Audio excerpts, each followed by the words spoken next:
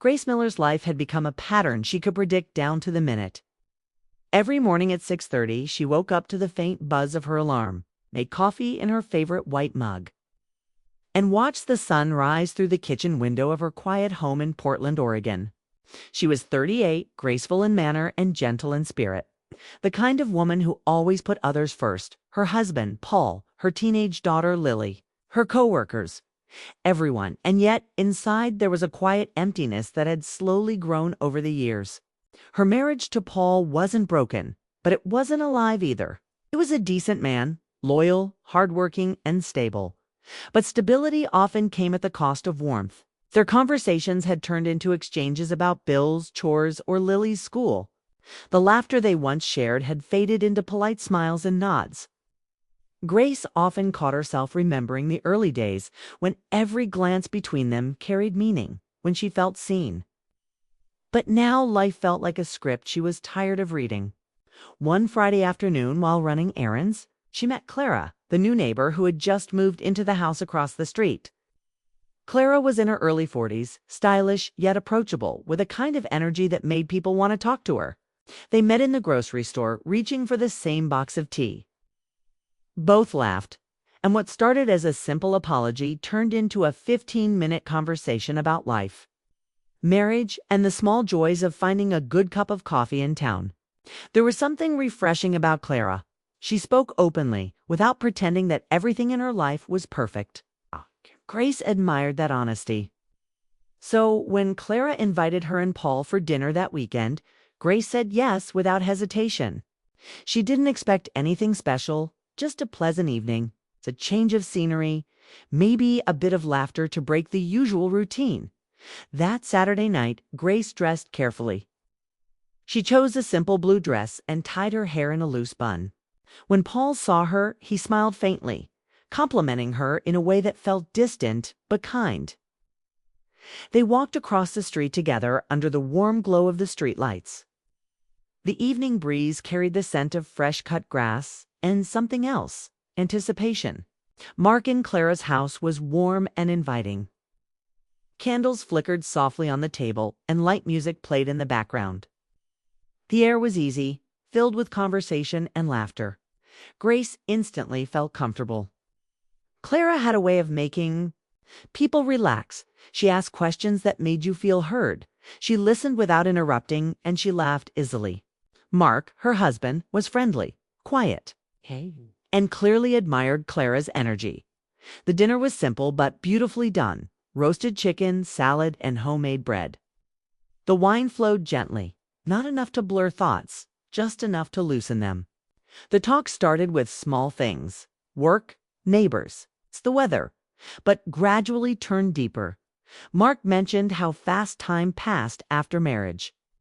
You wake up one day and realize you've been with the same person for 15 years. And you still love them. But you've forgotten how to show it.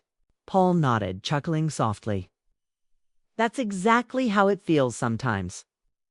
Grace looked at him and saw something new: honesty, maybe even vulnerability.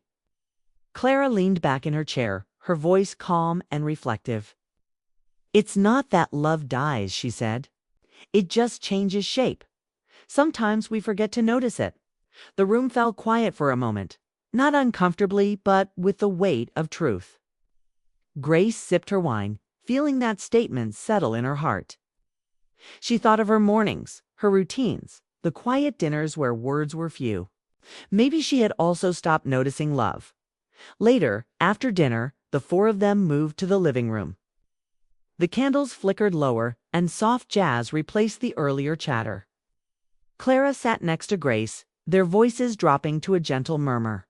You know, Clara said, sometimes we spend so much time taking care of others, we forget to take care of what's inside us. Grace hesitated before answering. I guess I stopped thinking about that part. It's easier not to feel too much sometimes. Clara smiled kindly. Feeling isn't weakness. It's what keeps us alive. For a moment, their eyes met in understanding, to women at different points in life, but carrying the same quiet ache.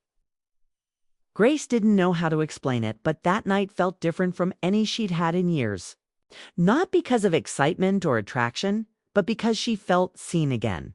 Someone had noticed the part of her that had been fading quietly in the background. Across the room, Paul and Mark were deep in conversation about work and old college days. They laughed, and for the first time in months, Paul looked genuinely relaxed. Grace smiled softly at the sight. It wasn't jealousy or discomfort she felt. It was peace. For the first time in a long while, she realized they all just needed a little more connection. When the evening ended, it was almost midnight. As Grace and Paul walked home under the stars, the world felt softer, lighter. Paul reached for her hand, a small gesture that carried more meaning than words. They didn't speak much, but Grace didn't mind. Silence, for once, felt comfortable. Back in bed, as she lay beside him, her mind replayed snippets of the evening. Clara's warm laugh, Mark's quiet kindness, Paul's honest smile. She realized something important that night. People didn't drift apart because of big fights or betrayals.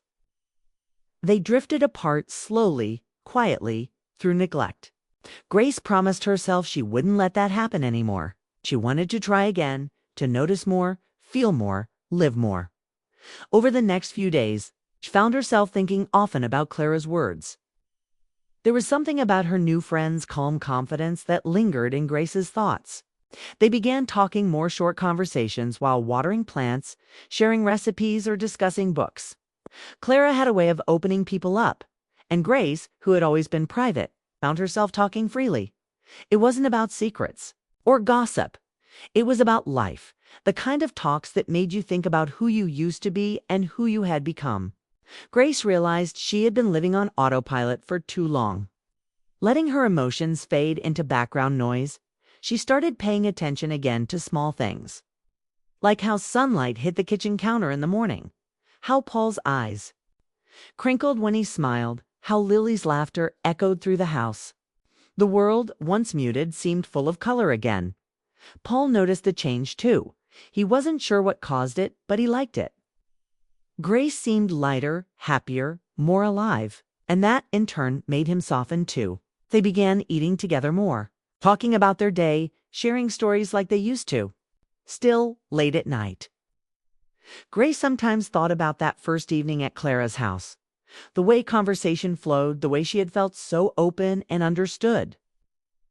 It wasn't about attraction, it was about awakening, Clara had reminded her, that there was more to life than surviving it. There was also the quiet beauty of feeling it. As summer deepened, the friendship between the two couples grew naturally. They shared dinners, barbecues, and long talks that stretched past midnight. Every gathering carried that same gentle energy, calm, emotional, honest. Grace didn't realize it then, but that first evening had set everything in motion. It wasn't about temptation or secrecy. It was about rediscovery of emotion, of communication, what it means to truly be seen by others and by yourself. That night at the dinner table had been the first small spark in a long-way tie, and a long, quiet journey of awakening. And though she couldn't explain why, Grace knew deep down that life was about to change, not in a dramatic or scandalous way, but in a deeply human one. 'Cause sometimes it only takes one evening, one honest conversation, to remind you what your heart has been missing all along. The following weeks passed quickly, and Grace found herself caught in a strange but comforting rhythm. She would wake early, make breakfast, and take a moment to breathe before the day began. Her house felt lighter somehow, as if a window had been opened after a long winter. She had begun seeing life through softer eyes, noticing how the world outside her home moved, how people carried stories behind their smiles. And more than anything, she noticed how she had changed. Clara and Grace started meeting more often. Sometimes they had coffee at Clara's porch. Sometimes they took walks around the neighborhood. And sometimes they just sat quietly together, talking about things women rarely said out loud: fear, longing, what it meant to be needed. Clara wasn't like anyone Grace had known before. She didn't pretend to have everything figured out. And that honesty made Grace feel safe. One late afternoon, while the golden light fell across the street, Clara said something that stayed with Grace. You know, sometimes people think happiness comes from big things, promotions, gifts, vacations. But most of the time, it's just someone listening to you. Really listening. Grace nodded slowly. She thought of Paul, her husband, who had been distant for so long, not out of cruelty, but because life had made him tired. He worked long hours at the office, came home late, and usually sat in front of the TV until he fell asleep. Grace had accepted it as normal, but now she wondered when they had stopped truly seeing each other. One evening, Paul came home early, which was unusual. Grace was in the kitchen preparing dinner, humming softly to herself. He leaned on the doorway, watching her quietly. "You've been different lately," he said, a curious smile forming on his lips. Grace turned to him, wiping her hands on a towel. "Different how?" "Just ... lighter. Happier, maybe.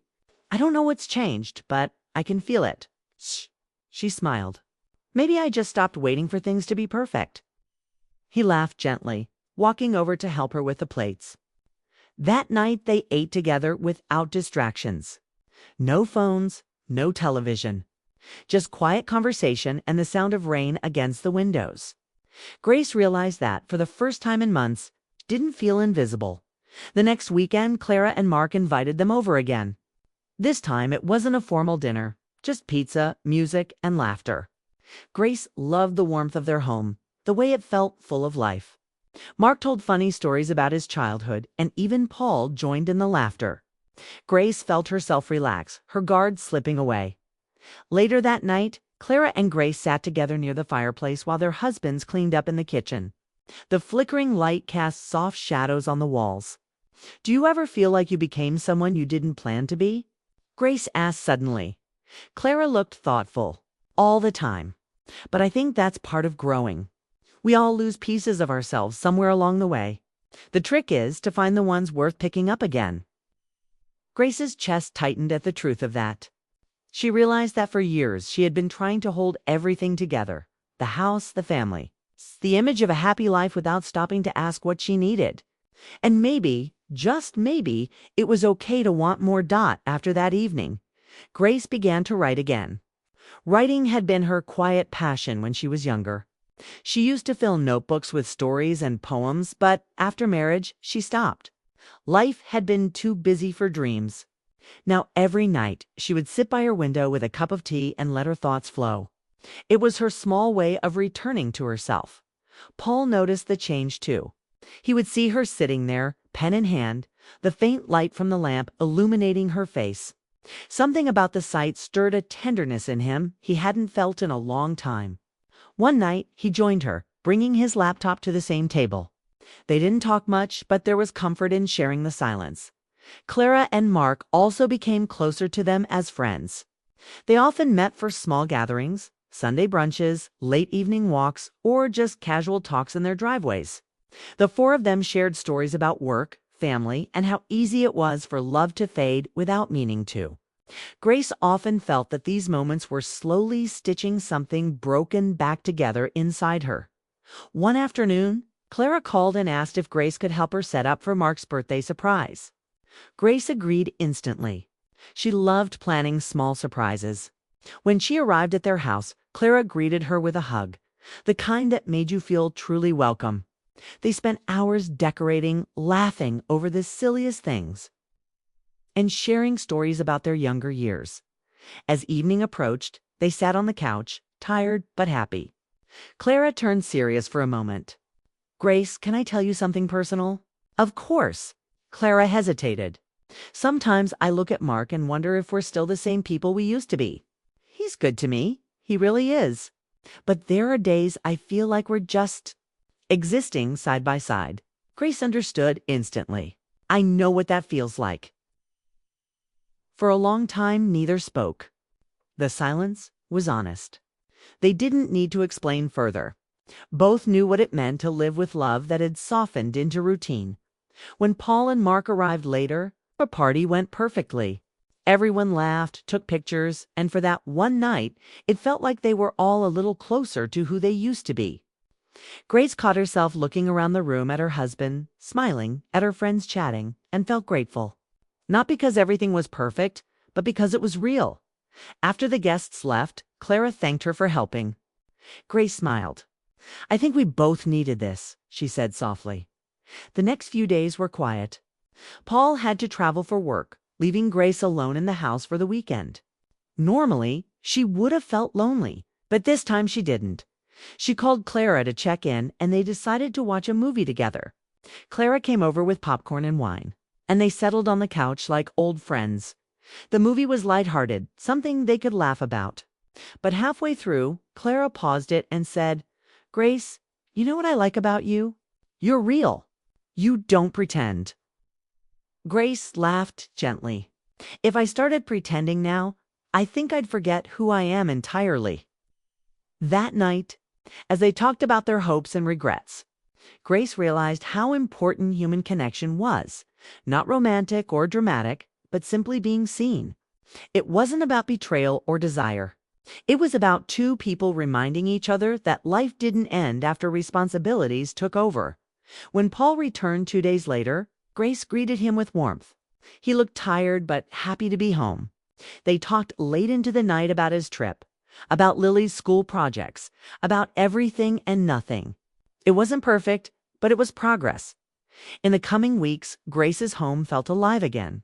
She cooked more, laughed more, even teased Paul like she used to. He responded in kind, slowly shedding the walls he had built over the years. Their marriage wasn't suddenly healed, but it was breathing again, something neither of them had expected.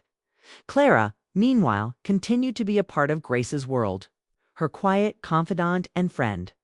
They encouraged each other to live with more honesty, to not settle for numbness.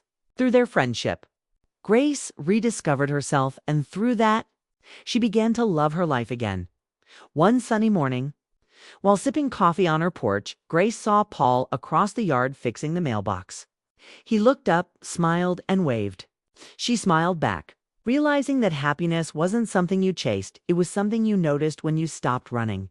Her life wasn't perfect, but it was real. And that, she decided, was enough. That evening, as she watched the sunset, she thought of how everything had changed, not dramatically, not suddenly, but through a quiet shift of the heart. The spark she thought was gone forever had returned in a gentler form. Love had not left her life. It had only been waiting for her to find it again. She whispered softly to herself, "Maybe this is what second chances look like, not a new beginning, but a better continuation. Hey?" And with that thought, she closed her eyes and smiled, feeling something she hadn't felt in years: peace. The next few months brought quiet but steady changes to Grace's life. The woman who once moved through her days like a shadow had started living again. Her laughter returned, her eyes softened, and even the smallest things, morning sunlight on her curtains, the smell of coffee, the sound of rain, felt meaningful again. But beneath that calm, Grace sensed that something deeper was shifting. Like the ground beneath her was preparing for a new season, her friendship with Clara grew stronger. They were more like sisters now, sharing everything from recipes to worries, from dreams to disappointments. Clara's warmth had become a steady light in Grace's life. Yet Grace noticed small things about her friend that hinted at unspoken pain. Sometimes Clara would stare into the distance, her smile fading for a moment before she caught herself. Grace didn't press, but she saw it. The kind of tiredness that doesn't come from lack of sleep, but from holding too much inside. One afternoon, Clara called, her voice trembling slightly. "Can you come over? I need to talk." Grace didn't hesitate. Within minutes, she was at Clara's house. The air inside felt different, heavy, quiet. Clara sat at the kitchen table, hands wrapped around a mug that had gone cold. "Mark and I had an argument," she said softly. "Nothing dramatic, just old things coming back." Grace sat beside her, listening. Clara spoke about how distant Mark had been. How sometimes love faded not because of betrayal, but because life had slowly built walls around it. "He's not unkind," Clara said, her voice breaking. "But sometimes I feel invisible." Grace's heart tightened. She understood every word. "You're not invisible, Clara. You're just tired of carrying it all alone." Clara looked at her, tears glistening. "How did you make peace with it?" "With the quiet." Grace smiled gently. "I didn't. I just learned to listen to it." They sat there in silence, both knowing that sometimes understanding didn't come from answers but from shared silence. That night, when Grace returned home, Paul was in the living room watching an old movie. He looked up and smiled. "Hey, where'd you go?" "Clara needed someone to talk to," Grace said, sitting beside him. He nodded. "She's lucky to have you." For a while, they watched the movie together, the flickering light painting soft shadows across their faces. Grace looked at Paul, really looked, and saw the man she had married. The lines on his face told stories of years spent working, providing, enduring. She realized how easy it was to forget that both of them had changed. Paul had struggled quietly. "Paul," she said softly, "do you ever think about how we used to be?" He turned, surprised by her tone. "All the time." "Do you miss it?" He paused. "Yeah, but I also think we're still us, just older, maybe wiser." He smiled faintly. "We just forgot how to meet in the middle." Grace reached for his hand, a small gesture, but one that carried years of unspoken longing. "Then maybe we start again," she said. That night was simple, no grand promises, no sudden magic, just two people deciding not to give up. In the weeks that followed, Grace and Paul tried to rebuild what had quietly fallen apart. They took evening walks, cooked together, and even argued more honestly. It wasn't easy, but it was real. Grace noticed that love at its truest wasn't about perfection. It was about showing up, even when tired, even when unsure. Meanwhile, Clara's home grew quieter. Mark had been spending more time at work, and though he wasn't unfaithful, his absence lingered like a closed door. One evening, Clara called again, her voice softer this time. "I think I need to figure out what makes me happy," she said. "Not as a wife, not as a friend, just as me." Grace understood. "Then start small," she told her. "Do one thing every day that's just for you." Clara began painting again, something she hadn't done since college. She showed Grace her first piece, a landscape of muted colors and a single figure standing under the rain. Grace smiled. "It's beautiful," she said. Clara shrugged, but her eyes sparkled for the first time in months. As the seasons changed, so did everything around them. Grace's daughter, Lily, returned home from college for the summer. She was taller, more confident, but still had the same curious spark. Grace felt proud and a little nostalgic. Lily noticed the change in her mother, too. "You look happy, Mom," she said one morning. Grace laughed. "I think I just learned to breathe again." They spent long afternoons together, cooking, talking, and even sharing stories about the past. Lily asked about her parents' marriage, about the years when things had been hard. Grace didn't hide the truth. "Love isn't easy," she said. "It's not a straight line. It bends, it cracks, but if it matters, you keep walking." Later that evening, when Paul came home, he found the two of them laughing in the kitchen. For the first time in years, the house felt like a home again, full of warmth and noise and life. A few days later, Grace received a call from Clara. "Mark and I are taking some time apart," she said quietly. "We both need space to think." Grace didn't judge.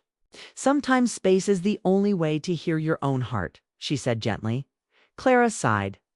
"Maybe, but it hurts." Grace replied softly, "Healing always does." Over the next few weeks, Grace visited Clara often, helping her rearrange the house, filling it with light and small signs of hope. Clara began smiling again, not because everything was fixed, but because she was finally honest with herself. One evening, after helping Clara hang new curtains, Grace walked home under the soft glow of streetlights. She felt calm, the kind of calm that comes after storms. The air was cool, the night quiet, and for the first time in a long time, she didn't feel lost. When she reached home, Paul was waiting for her on the porch. "You've been gone a while," he said, half teasing. She smiled. Clara needed help redecorating. He nodded, then looked at her for a moment. "You know, I don't say it enough, but I'm proud of you." Grace blinked in surprise. "Proud of me?" "Yeah," he said softly. "You've changed. You've become lighter. It makes me want to be better, too." Her heart warmed. They stood there for a moment, no words, just understanding. Sometimes love didn't need to be loud, it just needed to be real. That night, as Grace sat by the window with her journal, she wrote, "We spend half our lives waiting for things to fall into place, not realizing that sometimes they already have, just differently." The next morning, Clara dropped by unannounced, carrying a small canvas. "I made this for you," she said shyly. Grace unwrapped it.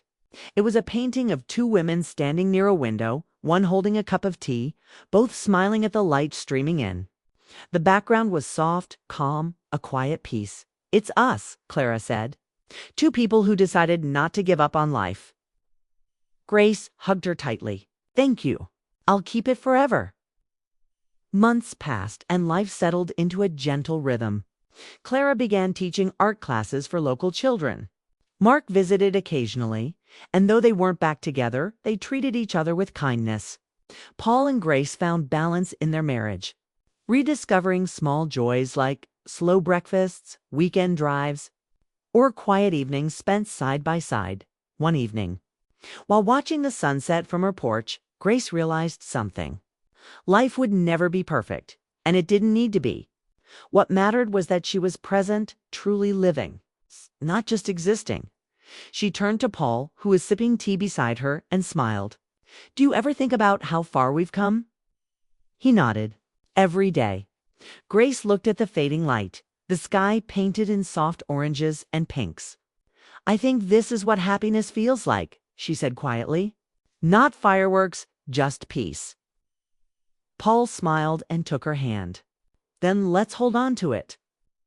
And as the evening breeze whispered through the trees, Grace closed her eyes and breathed deeply. For the first time in many years, she felt whole, not because life had become easy, but because she had learned how to live it. She had found love again, not new love, not perfect love, but true love. The kind that survives storms, rebuilds from silence, and grows stronger in the light of understanding. And in that moment, she knew her story wasn't ending, it was finally beginning.